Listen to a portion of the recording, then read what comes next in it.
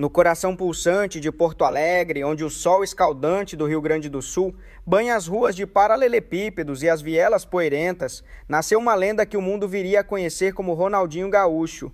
Ronaldo de Assis Moreira, ou simplesmente Rony, como os amigos o chamavam, era apenas mais um menino de pele morena e sorriso largo, correndo descalço pelas ruas do bairro Vila Nova. A bola, muitas vezes improvisada com meias velhas ou trapos amarrados, era sua companheira inseparável.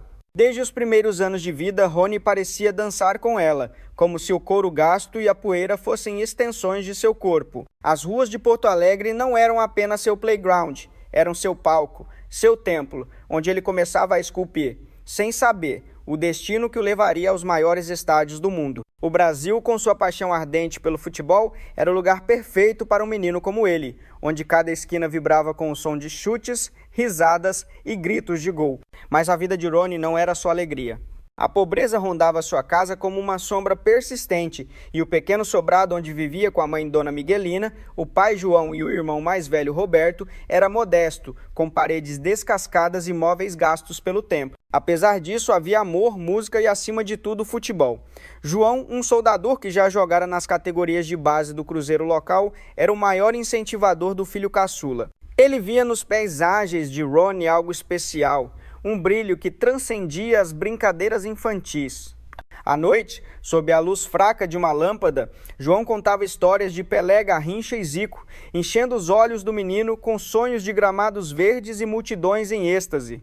Mas a vida, como sempre, tinha seus próprios planos, e a tragédia bateu à porta cedo demais. Quando Rony tinha apenas 8 anos, João sofreu um infarto fulminante na piscina de um clube local, deixando a família devastada.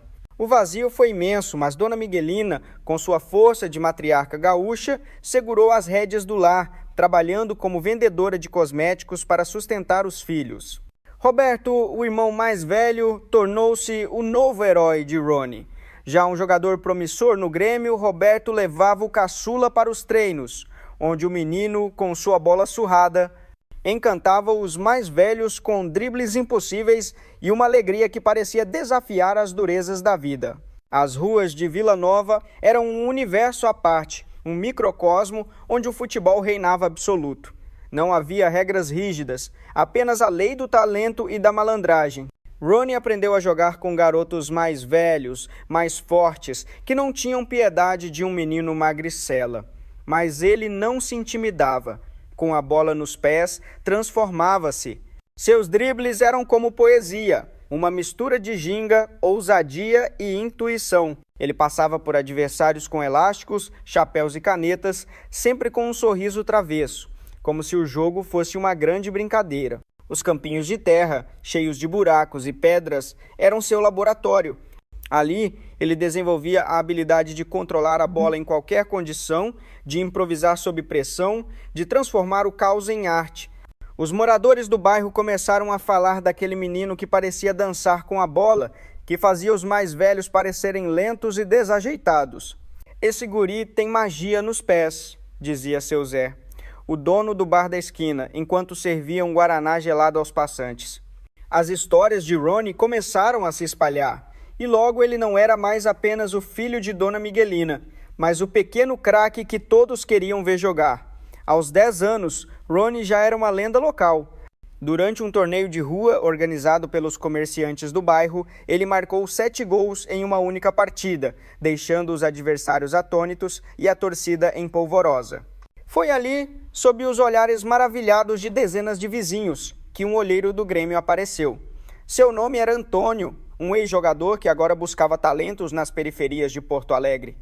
Ele viu Rony driblar 3 adversários com um único movimento, como se a bola estivesse colada aos seus pés, e decidiu que aquele menino precisava de um teste no clube.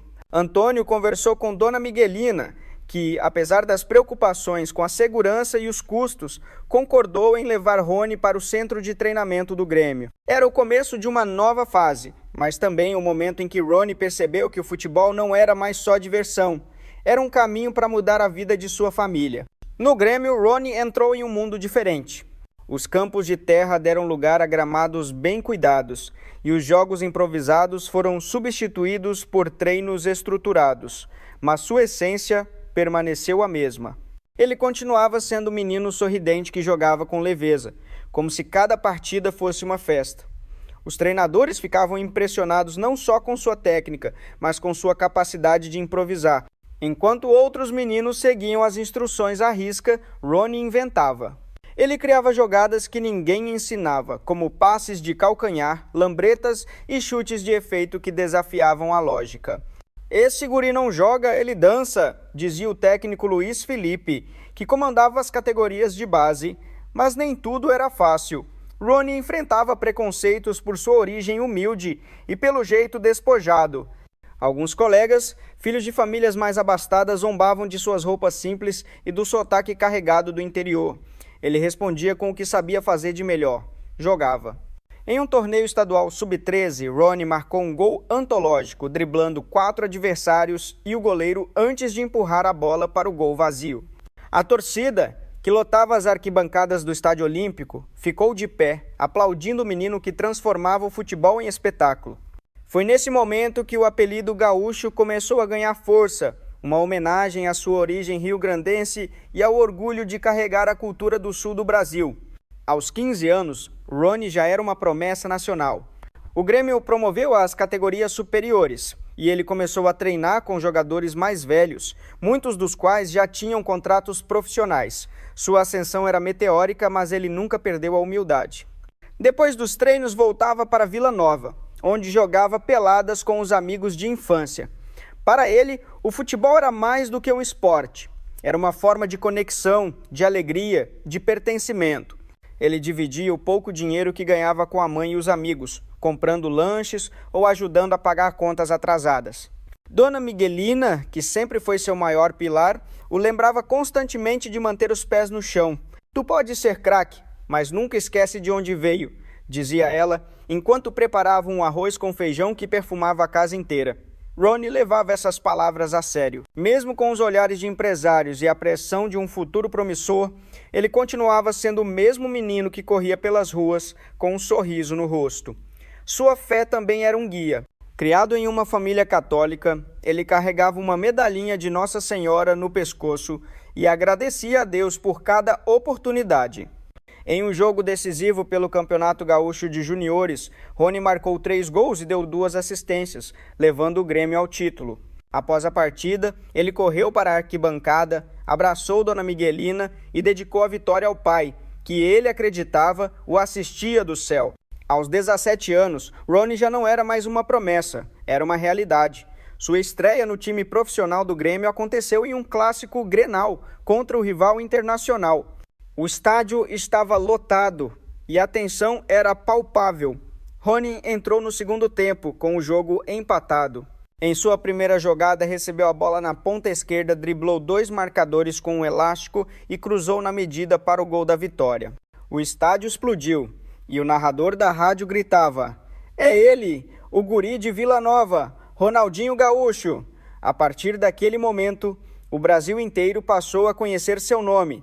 Clubes europeus começaram a mandar olheiros e propostas milionárias chegavam à mesa do Grêmio, mas Ronnie não tinha pressa. Ele queria aproveitar cada segundo em sua terra, com sua gente. Nos fins de semana, organizava churrascos no quintal de casa, onde tocava pagode no violão e dançava com os amigos até altas horas. Para ele, a vida era uma celebração e o futebol era a forma mais pura de expressar isso. As ruas de Porto Alegre, que o viram crescer, agora ecoavam seu nome.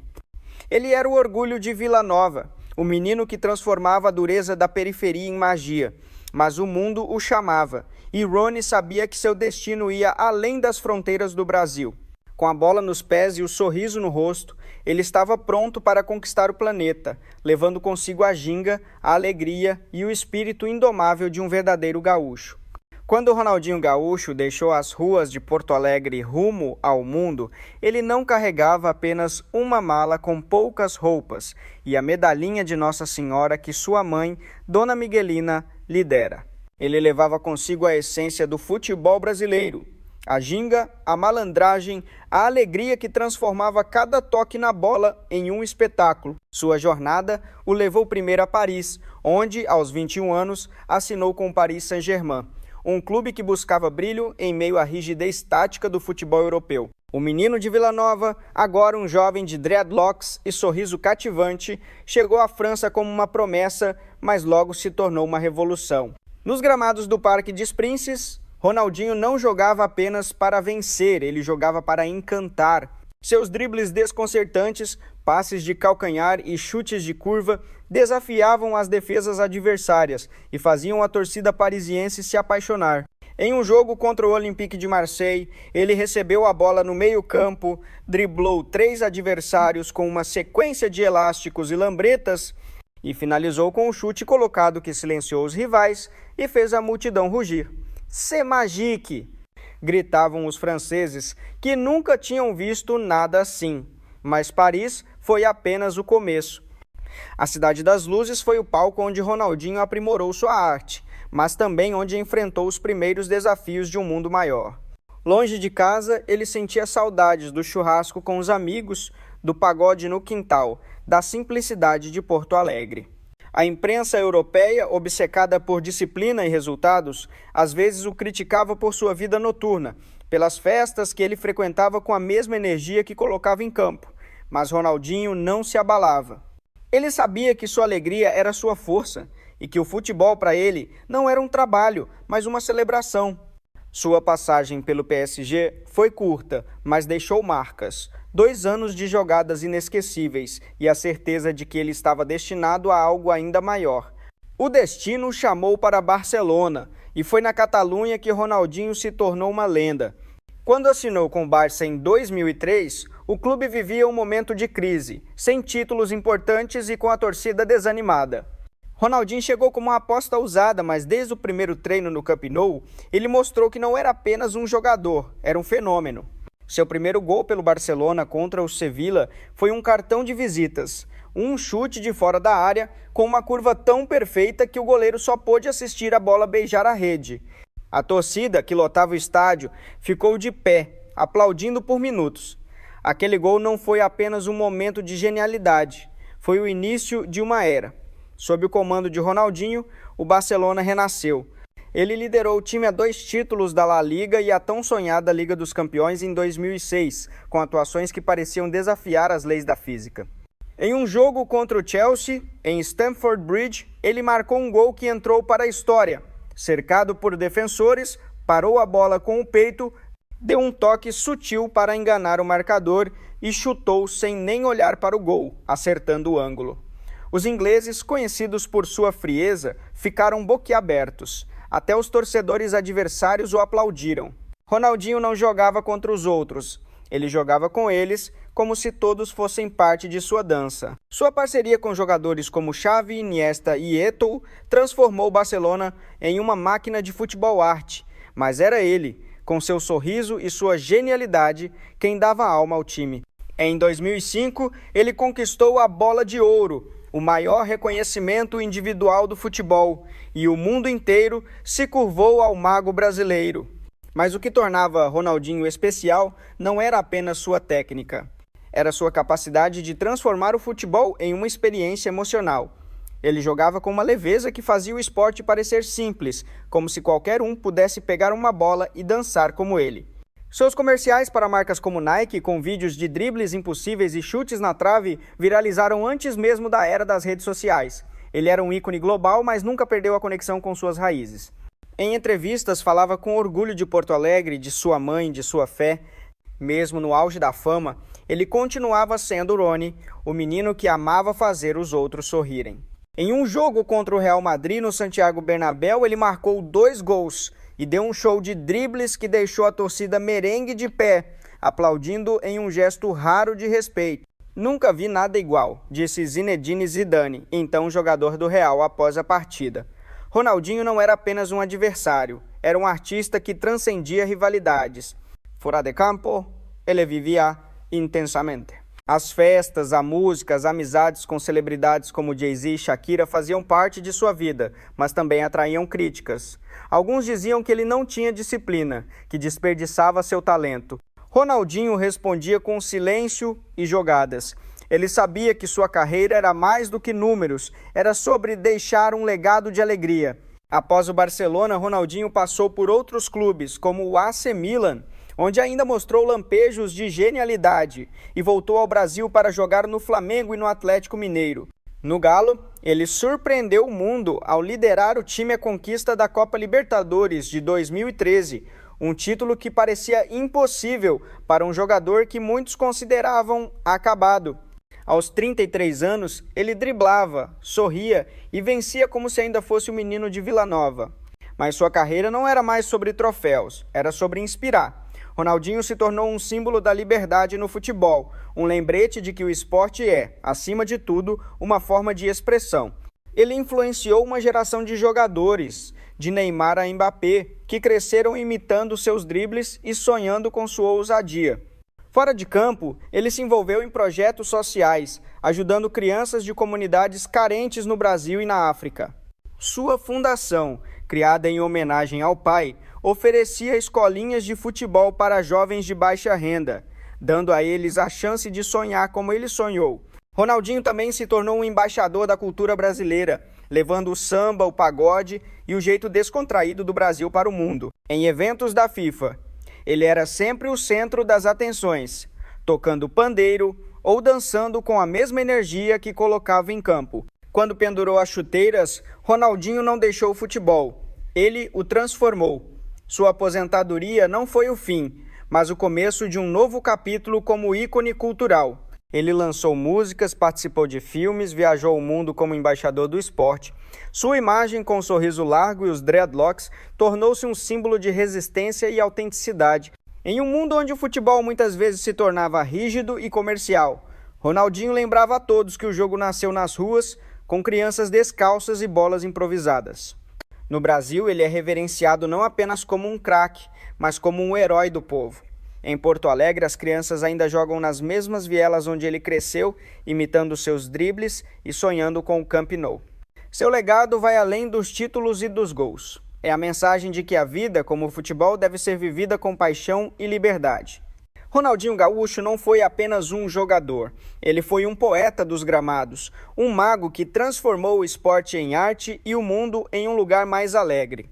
E, em cada canto do planeta, quando uma criança pega uma bola e tenta um elástico, é o espírito de Rony que vive, eterno, dançando com a bola e sorrindo para o futuro.